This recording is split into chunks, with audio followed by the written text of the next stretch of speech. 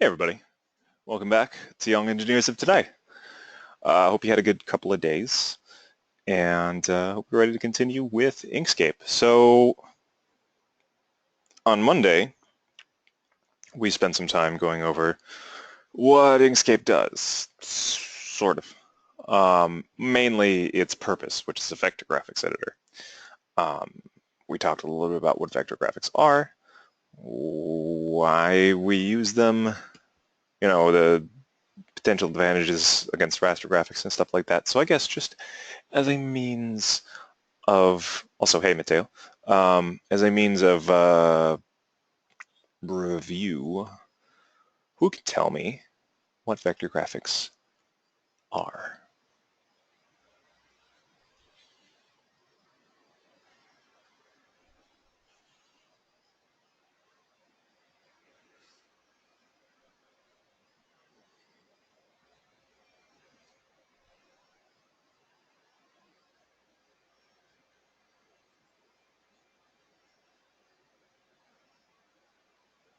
Almost. That's raster graphics. Remember, raster graphics is essentially a grid of pixels. How about vector graphics, though?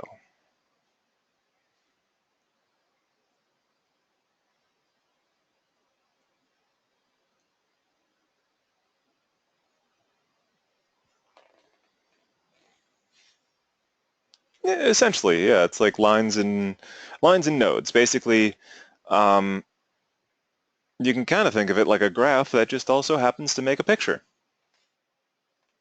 You've got a set of nodes at points, and then you've got lines which describe the paths that are drawn between those nodes. And the paths just so happen to make pictures. Now, that's all well and good, but why might one want to use vector graphics?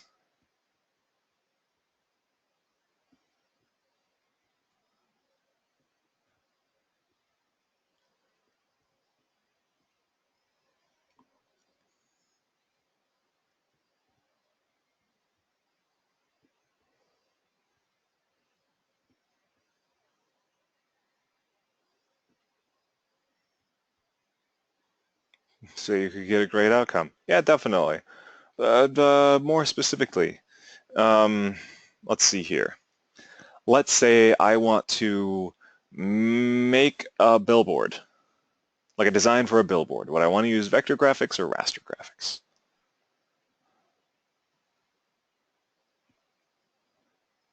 Oh, there's measurements too, yeah.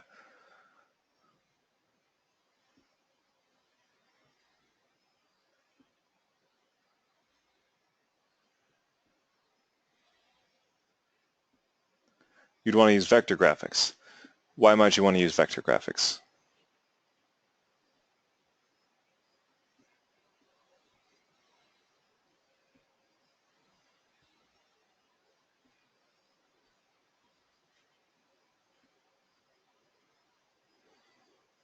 I'll give you a hint. What happens when you zoom in really, really close to something on raster graphics?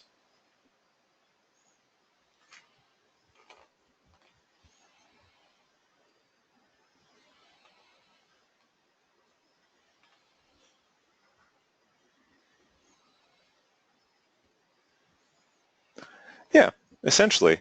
Up close, you're going to keep those nice crisp lines. You can increase the size of it, and you're not going to lose fidelity because vector graphics are mathematical representations that can be expressed as pictures. Basically, they're mathematical representations of pictures. Whereas raster graphics, since they are a grid of pixels, um, when you zoom in, all you're simply doing is making the pixels larger. That's really all you're doing. You're not adding any more detail to the picture or anything like that. You're just looking at it closer, and the only way you can look at it closer is by making those pixels larger. When you make those pixels larger, you're going to start seeing like the dithering and stuff like that. It's going to have, your brain's going to have a harder time coalescing it into a picture. It's going to look more sort of fuzzy and stuff. So that's why you want to use vector graphics, because vector graphics can scale to larger sizes and keep their crispness and their fidelity.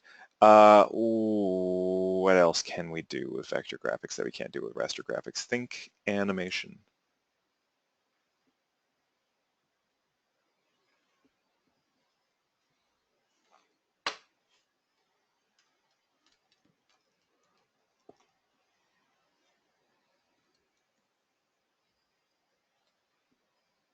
Stop motion, okay.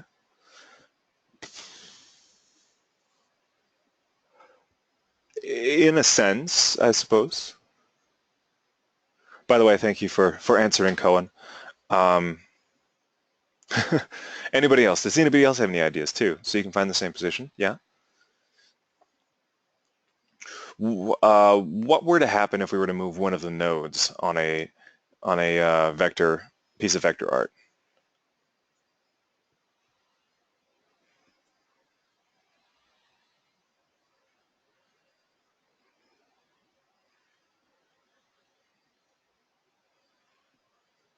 We tell where it is, but what happens to those paths? Say you have,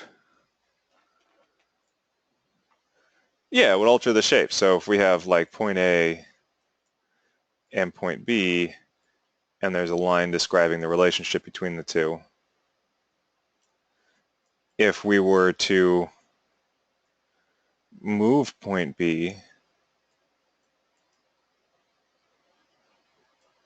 hey, no worries. I always appreciate throwing out answers. It means, you're thinking about what exactly we're talking about here. If we were to move point B from here up to here, the path that used to look like this would be updated to look like that. So we can alter the shape of a vector image very easily, which makes it a lot easier for animation, because all we have to do is just start moving nodes around and moving groups of nodes around and stuff like that, and bam, suddenly we have like animated looking stuff. All right, what about while we there's a third benefit to using vector graphics, but it's very situational. Sometimes it's actually something that vector graphics does not do as well as raster graphics, in which case we want to use raster graphics. Can anyone remember what that might be?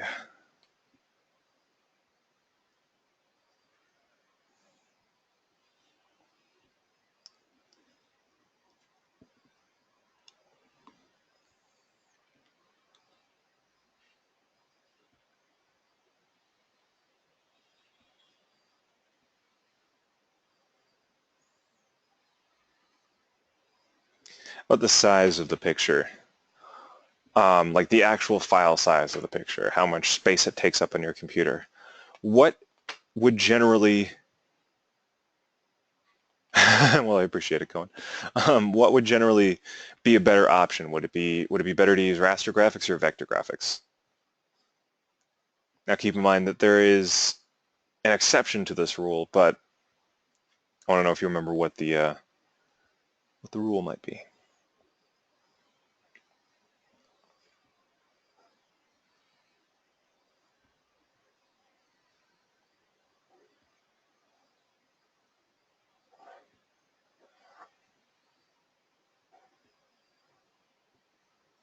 That's okay. Yeah, no worries. Okay, so think back to how these pictures might be represented. If a raster image is a grid of pixels, and let's say we're going to do our computer wizardry and turn it into a text file somehow. Remember how it was just going to be like a grid of numbers representing what color is going to be at what point in the picture? That would be like raster graphics, right? Whereas vector graphics can just be like a list of nodes and the equations that draw paths between those nodes, which generally is going to result in a much smaller file size. Generally. Not all the time. Not 100%. There is an instance in which it would be better to use raster graphics, and that is when you run into situations where the picture is going to have a lot of complexity on it. Remember that exploded diagram of the V8 that I showed you guys, the V8 engine that I showed you guys on Monday? that had all the different parts, and there was all, yeah, like, see, you remember, had all the different parts and like the labeling everything on the diagram and stuff like that. And there was a lot going on it. In that instance, you were, I do remember that.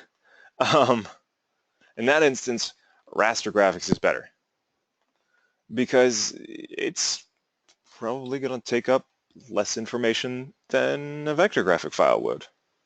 Because a vector graphic file would have to place nodes at all of the critical points on that. It would have to make up equations to represent all of the shapes that exist on that.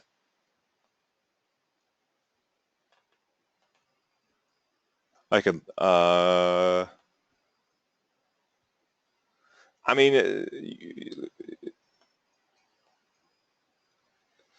there were parts.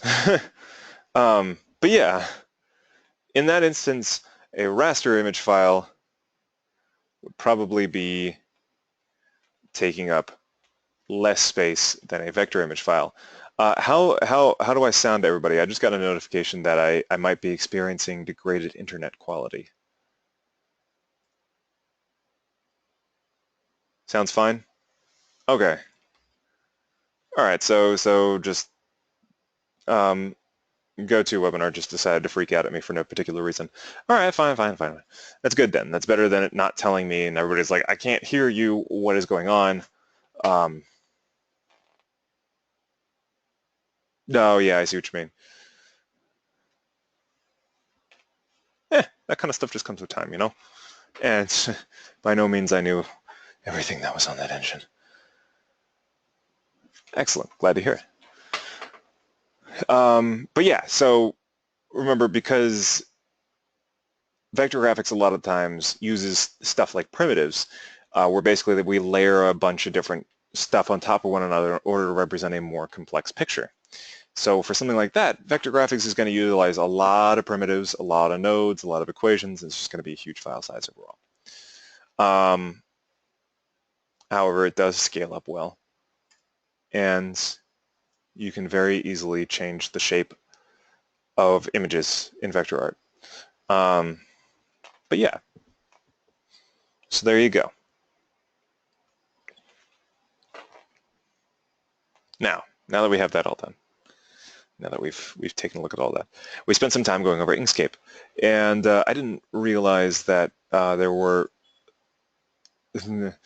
I'm sorry, Mateo. I had no idea that you were running into issues with Inkscape last time around, but I'm glad to hear that it's up and running again. No worries. I mean, it's all coming into the question box, so it's not like it's a huge deal. So we spent some time going over Inkscape as well.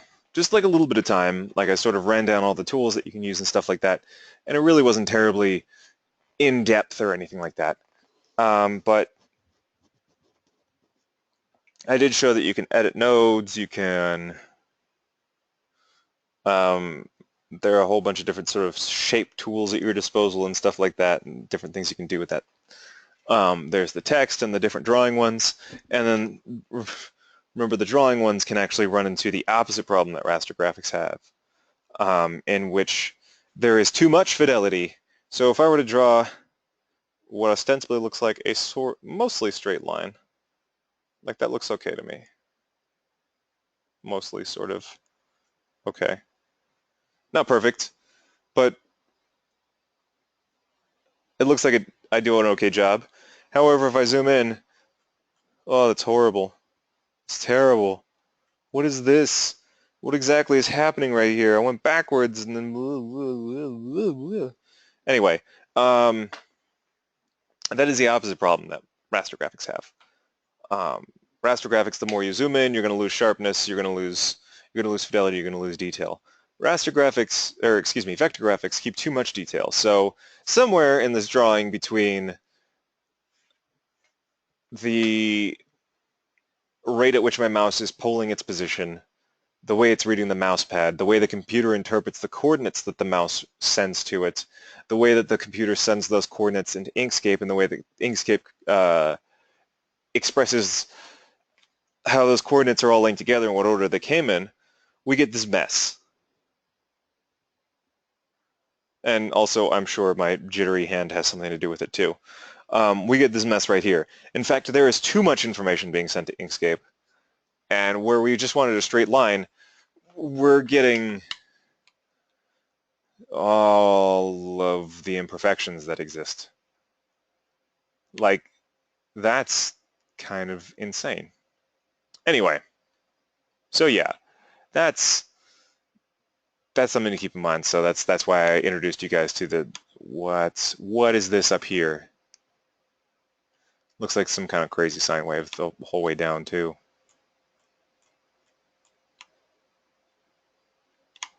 Anyway, that's why I introduced you guys to the pen tool, also called the Bezier curve tool, because it allows you to just draw a straight line from beginning to end. My poor drawing skills.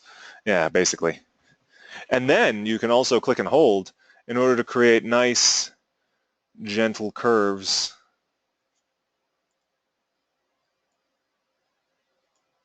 or extreme curves that, if we were to zoom in on, are perfectly straight. Look at that. Look at that clean, crisp line. Amazing. Amazing. Incredible. So that's probably going to be the tool of choice over the pencil. The pencil is a very freeform and raw input thing, which I recommend not using. I recommend using it very, very, very sparingly, because even this, I turn the sensitivity down to its absolute minimum value. I'm still getting all this wiggly jiggly stuff all over the place, and if I turn it up to its maximum value, oof, that's some bad stuff. The pencil is a polygraph, yeah, the polygraph tool. But anyway, yeah, we went over that. We went over the ability to edit and modify the stuff so we can, like, rotate it and change the angle on it, move it around. We can use the node editor tool in order to take a look at all of the nodes that express a given shape. In this instance, we're going to have much fewer nodes. As you can see, we've got like 1, 2, 3, 4, 5 nodes here, whereas on this one we've got 110 bajillion million nodes. Like, every single curve is going to have a node. And that's hardly ideal. In fact, I would go as far as to say that's not ideal. So yeah, anyway, I'm just driving that point home. But the node tool allows you to actually move these nodes around and modify the shape as a result. So if we were diligent enough, we could actually manually turn these into straight lines. Manually, with great painstaking effort. Unfortunately, I am not that patient, so you're just going to have a sampling of what could have been. How do I take a screenshot? You're on a Mac, so it's going to be Command-Shift-3 should take a screenshot of your entire screen and place it onto the desktop.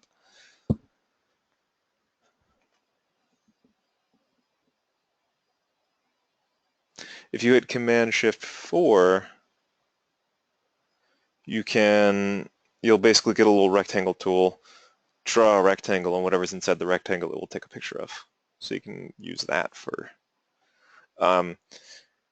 more private screenshots. Command-Shift-3 if it's a Mac, because Command is the primary command modifier. It's Control in Windows, so you were on the right track, but yeah, on a Mac it's going to be Command.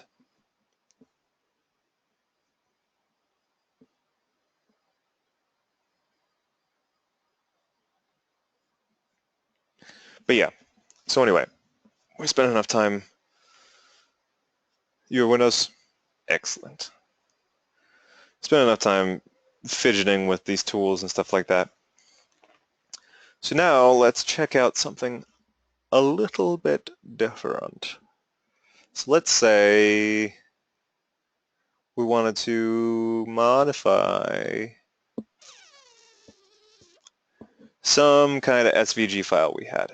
Like, an SVG is the file extension for a lot of vector graphics. A scalable vector graphics file, I believe it's short for SVG. Whereas, you know, how we have for raster graphics, we have JPEG and bitmap and GIF and PNG, and I'm sure there are other ones I can't think of right now. Anyway, with vector graphics, it's going to be SVG. SVG all the way, forever and ever. Scalable vector graphics. Inkscape works with them. Adobe Illustrator works with them. Other open source and closed source and paid and unpaid and all that stuff, image editors are going to work with SVG if they work with vector graphics. What is the stuff on the right and how do you pull it up? Don't worry about it too much because it's stuff that we can grab through the menus and stuff like that. So we'll address it as we get to it. You know, if there's anything over here on the right that I need to use, I'll go ahead and tell you guys how to find it so that you can you too can have that menu open. That's what I'm trying to say, more or less. You sent a screenshot. Is this an issue or is it a silly thing?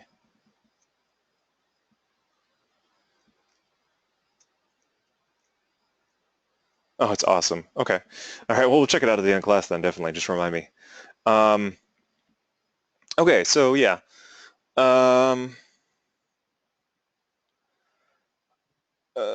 Yes, so let's say you're working with an SVG file and you want to add more stuff to it, like another image or something like that. Like you're creating a flyer and you want to have a picture of a cat on it or something. I don't know. Well, you can always go to your favorite image searching search engine. Yours could be Bing. Don't worry, not everybody's perfect. And then just type in what you want to find. So like cat. And now we're going to have a whole bunch of pictures of cats.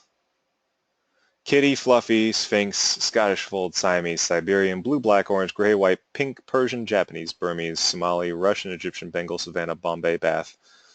But like tons of cats. It's a good choice. But here's the problem. A lot of these, as you can especially tell by the nice ugly artifacting that they have going on around the edge of the colors here and into the white, like the artifacting around here and stuff like that. A lot of these are raster graphics, raster images, pixel grids. So that doesn't really, yeah, I know, right? Also, this cat and this cucumber.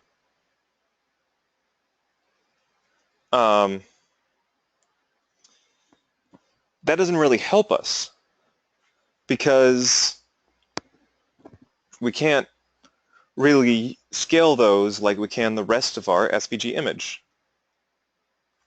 Like if we were to zoom in on this, gross, blurry cat, artifacting, madness, do not recommend. So here's one thing we can do. We can go up here to the gear after we've searched for something. We can go up here to the gear and go to advanced search. Bam. It's the gear in the upper right hand corner to advanced search.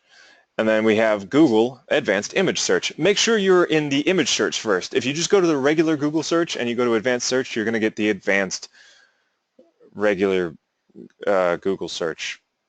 Hopefully that made sense. Whereas this is the advanced search options for just searching for images, which is something that we're going to want right now. So we have all these words, cat, this exact word or phrase, blank, any of these words, blank, none of these words, blank. So now what we want to do is we want to take a look at some of these other options that we have here. Image size, aspect ratio, colors and range, type of image, region, site or domain, safe search, file type, and usage rights. Obviously, we're going to keep safe search on. Obviously. But there are some things of interest that we can check out here. Image size, obviously, will try and restrict the file sizes that Google returns back to you, the actual image sizes, the size of the picture itself, not like not the file size. I said the wrong thing there, but the actual like how big it is in terms of pixels. You can restrict your search in that sense. The aspect ratio, 16 by 9, 4 by 3, things like that. Colors and image, you can find a predominantly red image or something like that. Type of image, we'll get back to that in a moment. Type of image is face, photo, clip art, line drawing, animated. That's the kind of stuff that Google is trying to get better at. So, you know, the whole like Google Deep Dream and things like that. I think it was called Deep Dream. I can't remember entirely. Anyway, that's one of those things that's still taking some work. Region, basically trying to find images that are published in certain parts of the world. So if somebody uploaded a picture from Russia, you know, you'll get a result from there, that kind of thing. Site or domain, if you want to restrict it to images that are hosted on a certain site like Wikipedia or YouTube or whatever, you can put it in there. You can limit your results to that domain. Safe search, self-explanatory. File type, any format. Usage rights not filtered by license. So we want to make sure that, you know, it's going to be free to use or share even commercially, free to share or modify, free to use, share, or modify even commercially, that kind of thing. So, you know, you can ensure that you're looking at open art for the most part. File type, any format. We're interested in this, though. We've got JPEG, GIF, PNG, BMP, SVG, WEBP, WebP, and icon. We want to find SVG files. So I'm just going to go ahead and I'm going to click on Advanced Search once I've selected SVG files. And shlblam. Now our results are only going to be vector images of cats. We know this because they're SVG files. That's kind of horrifying. Like, I know it's supposed to explain the different kinds of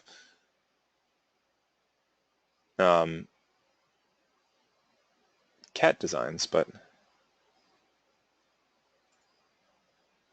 cats. Hey, cats. Look at these cats. Look at them cats everywhere. Kitty cats. Hey, cats. These cats making mazes and cats in Catapedia, and then cats looking happy, cats looking sad, cats looking crazy, cats smiling, cats looking real rough around the edges, cats looking orange, cats looking black. Womp womp. Silly. But yeah, so now we have vector art of cats. There is kind of a critical issue with this, and maybe you guys can point it out to me.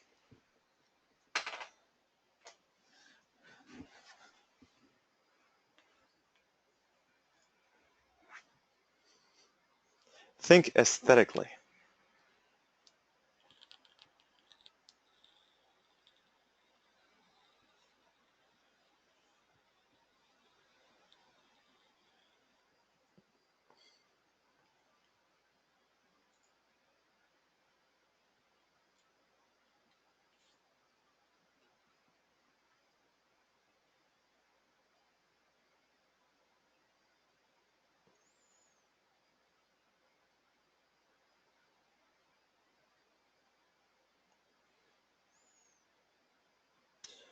Well, I'll give you a hint. Oh, what is the question? There's something wrong with this selection right now.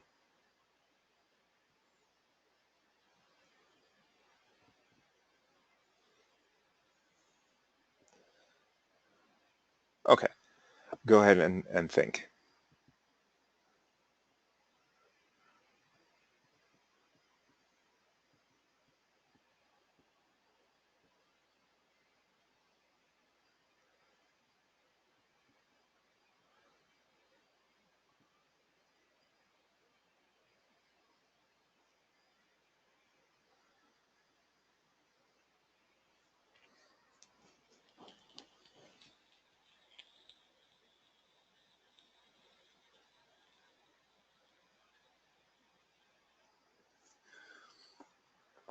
Can't be very specific on the vector image. Yeah, I mean, in essence, like we're very limited in our options right now. Like we've got black cat, black cat, black cat, brown cat, black cat, black cat, black cat, black cat, black cat, black cat, orange cat, black cat, black cat, black cat, clear cat, brown cat, black cat chow logo, cat rugs, white cat, black cat, just a white image, black cat, purple cat, white cat. You know, like, yeah, we're extremely limited in our options. So there are other ways around this. So let me go ahead and go back to our cat images. I'll go ahead and find one that I think is appropriate. You know what?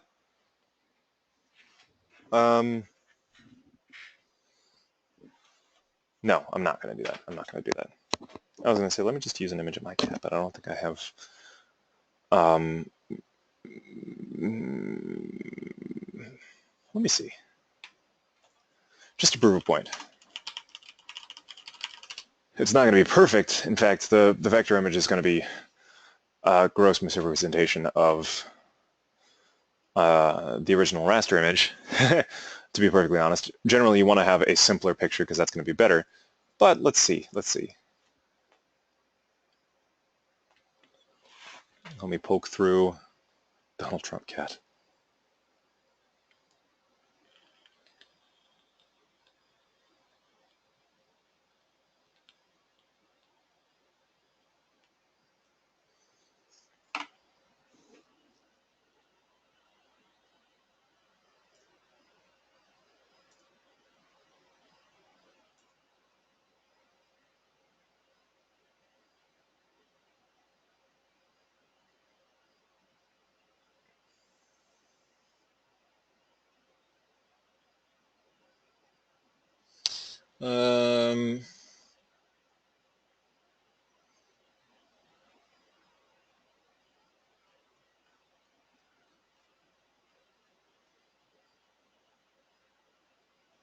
I take that back because it looks like Google Images isn't really going to cooperate right now. Because that's just how it's going to be, or Google Photos, excuse me. So we'll use one of these cats over here. Let's use this cat.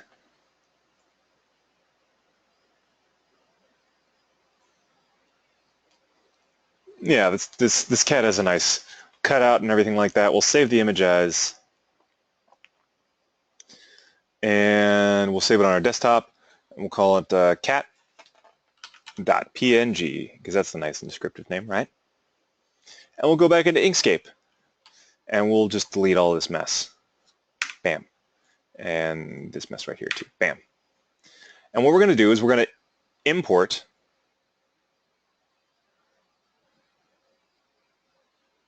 our cat.png file. As you can see, we get this import dialog up, image import type, embed, link, image DPI from file, default import resolution, image rendering mode, none, smooth, and blocky. Basically what these mean is the image import type, if we're going to embed it, we're actually going to take the data from the picture and place it into this, which allows us to modify it much more quickly. If we link it, all it's doing is it's saying, hey, you can find the info for the picture here on the computer, and anytime I reference here on the computer, I want you to pull up that image. Like, you know how we were placing photos onto our website when we were using HTML. Like I was applying the, I think I was using Chrono Trigger. I was applying the Chrono Trigger photo to the website. All I was doing was linking the location of that picture, and then the browser was pulling it up. It's a similar kind of concept here. What it's doing is it's creating a link between this image or this file and the image that we want to put in it, rather than actually taking the data, copying it, and placing it into this image. So we want to embed it. Image DPI from file or default import resolution. From file basically means it's going to look at the file for the detail on the image. Default import resolution. Inkscape itself has a default amount of DPI that it will import pictures at. We'll keep it from the file in order to have as much information as possible. An image rendering mode, basically what that means is when the image is made larger, we can either smooth it out or keep it blocky. We're going to just keep it on none for right now. And we'll hit OK. And here's the PNG of our cat. Look at him freaking out. Oh my God, like cats are wont to do. He's just flipping out all over the place. Okay, so far we're off to a good start. It's in here. That's a start. It's still not a vector image, but at least it's in here. If we were to make it larger, we're still going to get the blockiness. So what I'm going to do is I'm going to undo. There we go. Let's hold down Control in order to keep the same aspect. Boop, boop.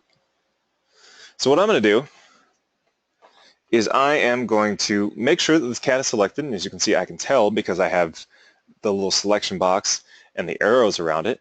I'm going to go up here to Path, and as you can see I've got a few options up here. Object to Path, Stroke to Path, Trace Bitmap, Trace Pixel Art, Union, Difference, Intersection, Exclusion, Division, Cut Path, Combine, Break Apart, Inset, Outset, Dynamic Offset, Linked Offset, Simplify, Reverse Path Effects, Paste Path Effect, or Remove Path Effect.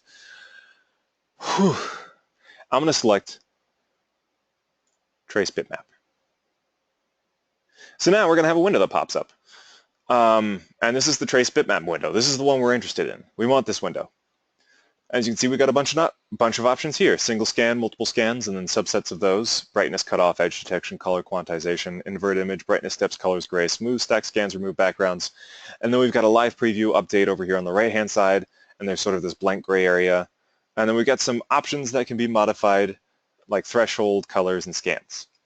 So what I'm going to do is I'm going to mess around with the multiple scans. Creates a group of paths. Let's see here. I'll select colors, and I'll keep scans at 8. If I hit Update, I get a nice preview of what my vector art's going to look like. Let's increase the number of scans to 40. I'll hit Update again. And suddenly, I have a whole lot of detail. Now, what 40 scans means is I'm going to have 40 groups. 40 groups. So I'm going to have 40 primitives making up this image. That's nothing to speak of how many nodes and paths I'm going to have. I'm going to have a lot of nodes and paths on this. But it's going to look fairly true to our original image. If I hit OK, nothing happens. Now the stop button is highlighted, and then it goes away and it goes back to OK. But the window doesn't go away or anything like that. That's fine. That's exactly what we wanted to have happen. What that basically means is it's done tracing. And how can we tell? Well, when the stop button highlighted, like the stop button became selectable and the OK button became, uninteractable, what that meant was it was currently doing a trace of the picture. When it went back, so the OK button was interactable and the stop button was not interactable, it meant that it was done. The fact that the window stayed open, that's just because the window doesn't automatically close when it's done tracing the bitmap. That way you can create multiple traces and mess around with it if you like. In fact, I'm going to keep this window open, and I'm going to prove to you that it's there. Nothing looks different here, right? Unless I drag away this. And now, hey, look at that. Now, we've got two separate images. Now, maybe you guys can tell which one is the vector image. I'll give you a hint. It may not be the one you think it is. Or it may be exactly the one you think it is. It's not a very helpful hint, huh? So which one do you think? It's, okay, yeah, you already got it. It's the bottom one. The bottom one is the vector image. So as you can see right here, this is already kind of like a disadvantage that vector images have over raster images. This raster image, because it is just straight up a grid of pixels, it's going to keep the same sort of colors and stuff like that. Some of those get lost in translation on this vector image because the vector image is trying to create a graph that it's trying to create a graph that has the same kind of detail, but it's not exactly perfect. However, if we're to zoom in on this raster image, look at that blurriness. Look at how blurry that is. Now let's zoom all the way in on the vector image. I mean, it looks blurry, but all of those edges are as sharp as can be. All of the actual edges on each of these groups are incredibly sharp. The reason it looks blurry is just because this is, to be frank, not as good a scan. So now let's select this one again. Let's increase the number of colors, and let's increase the number of scans to 150. And we'll hit update. I'll spend a minute thinking about it, but things will look better. We'll hit OK. This will take a minute.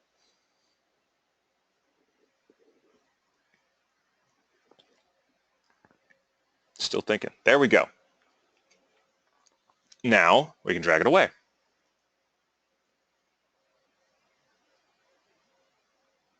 So as you can see, there's a theoretical maximum to how detailed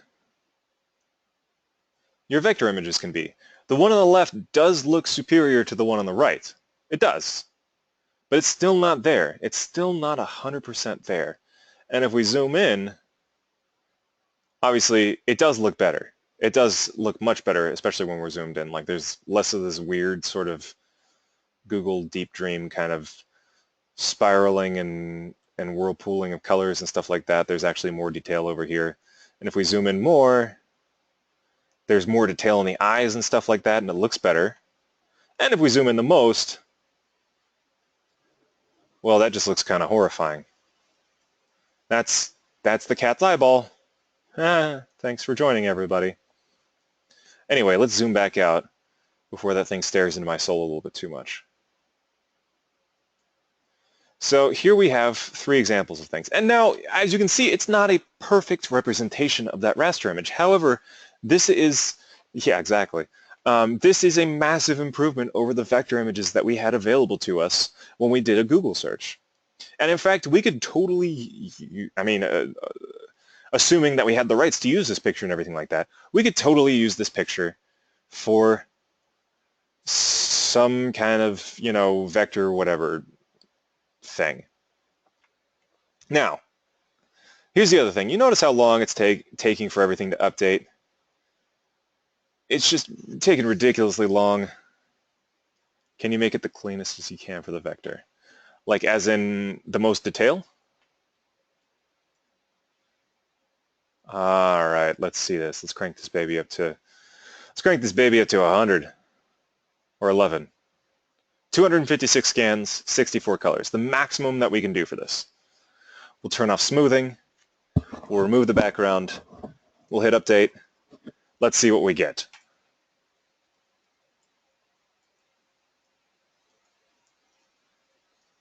Thinking, thinking, thinking.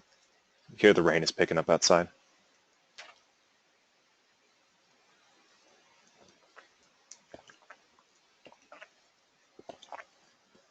I'm going to make it through this difficult time. It's saying not responding, but I have faith in it.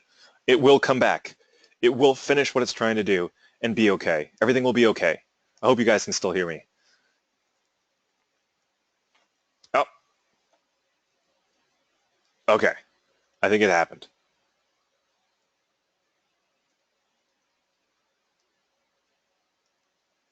Yeah, it looks like it. It did. It did. It created another image.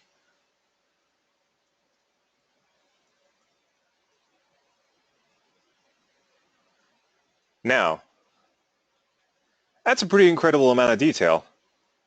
Of course, it hasn't fully loaded. There we go. And look at that cat. See? It's almost impossible to tell at this quality, certainly with the bitrate that you guys are probably receiving from my computer right now. Now, if we're to zoom in, I'm so sorry, computer.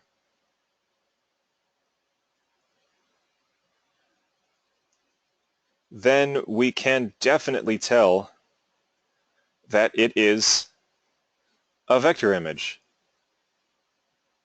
Look at it go. There are its eyeballs. But look at the color in those eyes too. Like that is much improved over what we had before. So it is totally possible to do this, and it will keep the same fidelity. It'll keep exactly as much fidelity as it can. And that's part of the reason why it is a better idea to use simpler images. Like even though it was just a picture of a cat laying there, there's enough detail on that cat that this image doesn't translate very well to a vector image. It does look like a cool painting. And I think if we were to hazard a guess here, This is just me making an educated guess. Have you guys heard of like, is it like Prisma, which is like that thing that was hitting social media for a while where people could turn their pictures into like paintings and stuff like that?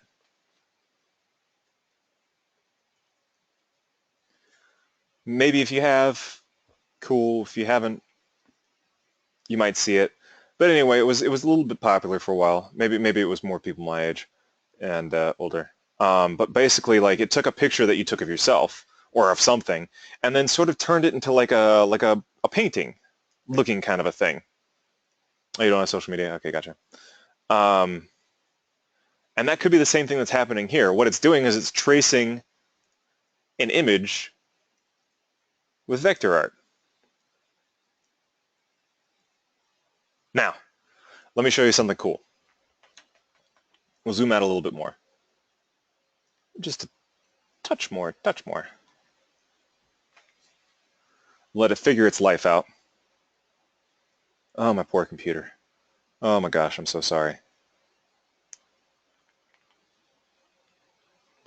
That CPU is crunching numbers as hard as it can. It's sending stuff off to the GPU as fast as it can, and the GPU is doing the best it can, and it's just everything. Whew, so much work. Okay, so I'm going to right-click this, and I'm about to do something nuts.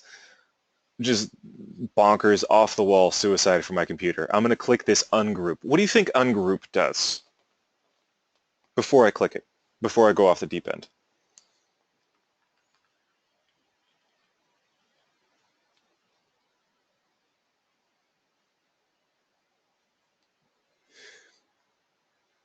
You got it, Hannah, and I'm sure you can guess, Cohen.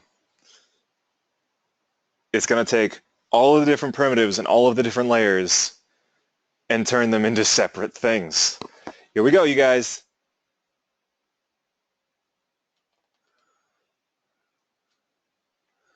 Okay, now I'm going to click away. Too fast. Shouldn't have done that.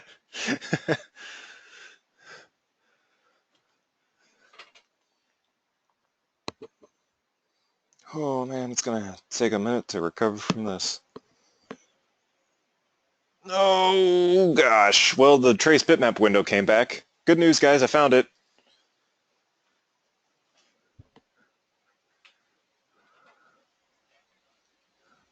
Okay, so you'll notice how many dotted lines are existing here, right? Let me just go ahead and buy.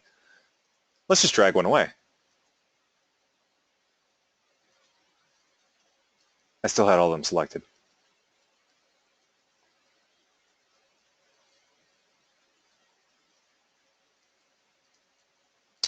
Well, that was a waste of time. Now it's going to take longer because it's no longer a group. And it's trying to, it has to move all of them relative to one another instead of as an entire unit. Ugh.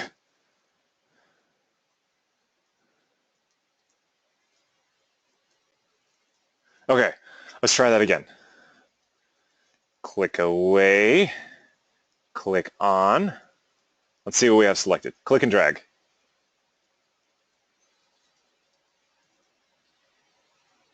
I have no idea what I moved.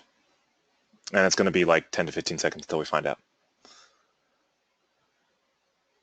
Click and drag, click and drag, click and drag. Let's just go nuts. Let's see what happens. Let's see what happens, you guys. There's only one way to find out.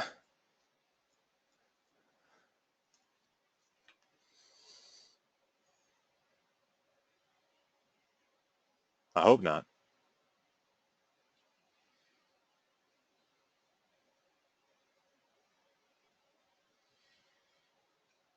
And in fact, I think nope, that's just dust on my screen.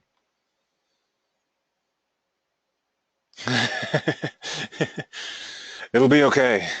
Everything will be okay. Just hold the line.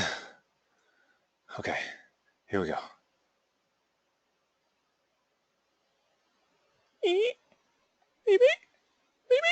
Hey, look at that. We pulled something off. Look at that. What?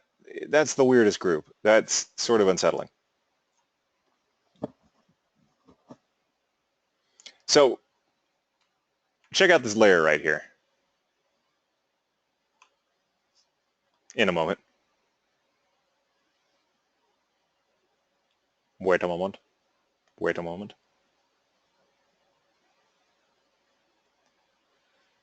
This is one layer. I'm speaking more slowly to give it more time. This is one layer on, right? This is one layer on that drawing, on that vector art. Just one. And look at, it's totally unrecognizable. What is that? What are we looking at? What is that? But it's some dark parts on its fur and some shadows and stuff like that. Yeah, it's in its most abstract form, it is a cat. 256 layers. There are 256 layers to this cat. This particular trace bitmap was 256 layers, which is the maximum that my Inkscape will allow me to do, with a maximum of 64 colors. And as you can see, it's kind of hard to tell the difference. I mean, granted, we're just yep, there's his, yep, hey, okay, now we got ears. All right, now the bottom part of the body is loading.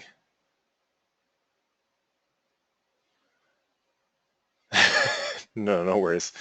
We did this for science. As you can see, like, you can't even see that much of a difference in the picture. Like, if we were to move it back, and assuming I had some sort of liquid-cooled supercomputer that could predict weather patterns and we could see it in real time, you could probably tell a difference. But this right here, nothing. Nothing at all.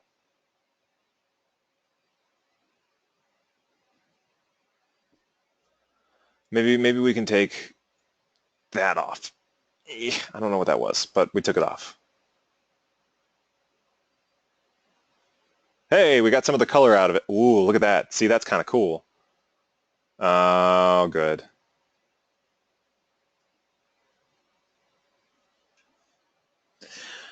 That probably means that my internet is starting to screw up.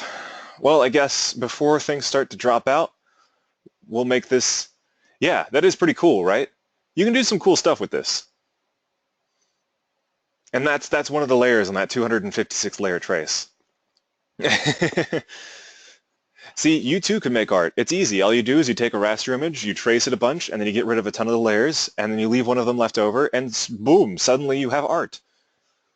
Anyway, yeah. Okay, excellent.